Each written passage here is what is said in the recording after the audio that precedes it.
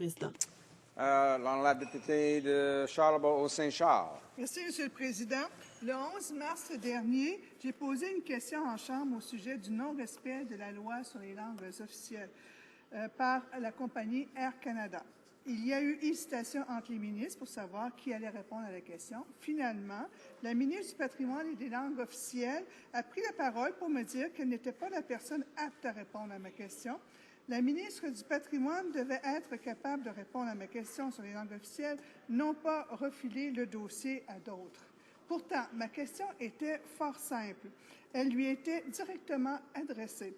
Je lui demandais si elle trouvait acceptable qu'Air Canada développe des outils de travail unilingues en anglais, bafouant le droit des travailleurs à utiliser la langue officielle de leur choix.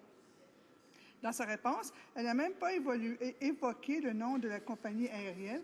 Alors, vous pouvez comprendre que j'ai été très déçue de la façon dont elle m'a répondu. La ministre a simplement déblatéré son laïus habituel, disant qu'elle était fière du bilan de son gouvernement en matière de langues officielles. Les Canadiens et mes citoyens de Charlebourg-Saint-Charles s'attendent à mieux de leur ministre que des phrases vides. Ils s'attendent à des réponses. Le gouvernement sait pertinemment qu'Air Canada est une compagnie récidiviste. Depuis 1995, Air Canada figure au palmarès des institutions les plus délinquantes. Année après année, le commissaire aux langues officielles tape sur les doigts d'Air Canada. Cela passe par la poursuite de la réception de nombreuses plaintes au commissariat des langues officielles, le non-respect de la compagnie des recommandations du commissariat et le plan d'action tout simplement ignoré. Dois-je rappeler à la ministre que la loi sur les langues officielles, ce n'est pas seulement la capacité de dire « bonjour, hello » aux clients. La loi sur la participation publique au capital d'Air Canada, en vigueur depuis plus de 25 ans déjà, oblige Air Canada à conserver ses obligations envers la loi des langues officielles. Le gouvernement se dit dur sur le crime, mais rien n'est fait pour inciter notre plus grande compagnie aérienne à respecter la loi. Et ça, Monsieur le Président, c'est grave. Je profite également de ce débat afin d'exposer le fait que depuis que je suis porte-parole de l'opposition officielle en matière de francophonie, je rencontre de nombreux groupes qui travaillent sur le terrain. Ce que j'entends, ce sont des cris du cœur et des sonneries d'alarme. La mauvaise posture du français dans les communautés linguistiques en situation minoritaire est plus qu'alarmante. Le poids relatif des francophones ne cesse de diminuer au Canada depuis plus de 30 ans. Nous savons déjà que le gouvernement n'atteindra pas les cibles qu'il s'était fixées, et ce, malgré leurs feuilles de route et les investissements qui y sont associés. La ministre devrait coordonner la mise en œuvre des engagements en matière linguistique à toutes les institutions fédérales. Selon la loi sur les langues officielles, la ministre a l'obligation de, et je cite, « susciter et d'encourager la coordination de la mise en œuvre par les institutions fédérales, l'engagement de favoriser l'épanouissement des minorités francophones et anglophones au Canada et de promouvoir la pleine reconnaissance de l'usage du français et de l'anglais dans les sociétés canadiennes. » C'est à se demander si la ministre a assez de leadership pour faire respecter cette loi. Pour ma part, j'en doute fort. Comme mentionné précédemment, nous laissons le soin de la protection de notre langue, le français, à un gouvernement pour lequel la protection des deux langues officielles n'est pas du tout une priorité. Prenons par exemple le plus récent budget déposé la semaine dernière.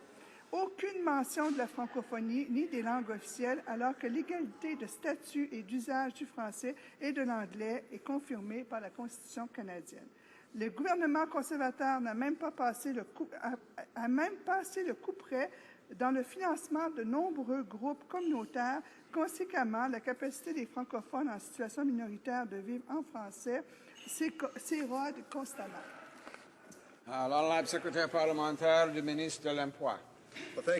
Merci, Monsieur le Président. Notre gouvernement a à cœur la protection et la promotion des langues officielles du Canada. Le français et l'anglais font partie intégrante de la culture canadienne et la défense de la richesse culturelle que nous tirons de notre nature bilingue est une priorité. Les passagers et les employés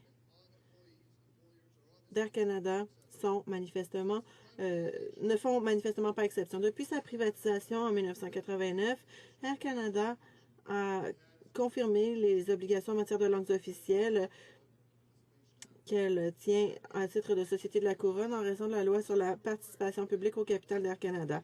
Cette loi exige que le transporteur fournisse des communications et des services dans les 2 langues officielles au public, mais également qu'elle conserve un environnement de travail bilingue.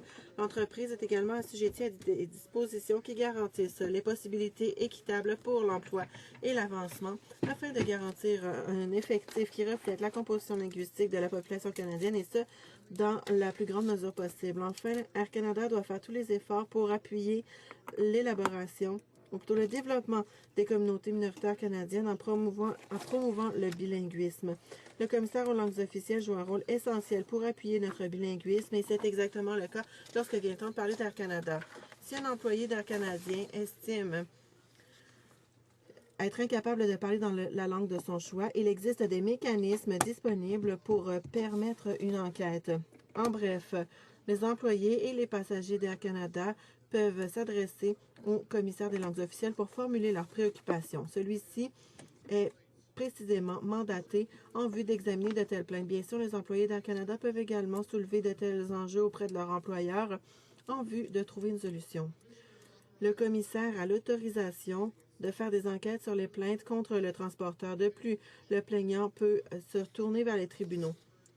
Ma collègue a parlé d'un incident précis touchant l'utilisation d'un équipement particulier. Je ne peux pas faire de commentaires sur ce cas en particulier, mais je tiens à souligner que c'est exactement le type d'enjeu où les mécanismes existants doivent être utilisés afin de régler le problème de façon appropriée. Encore une fois, toutes les plaintes liées aux langues officielles peuvent être entendues par le commissaire aux langues officielles et il existe un mécanisme pour que ces plaintes fassent l'objet d'enquête. Notre gouvernement continue d'avoir à cœur la défense et la promotion du bilinguisme au Canada. Merci, Monsieur le Président.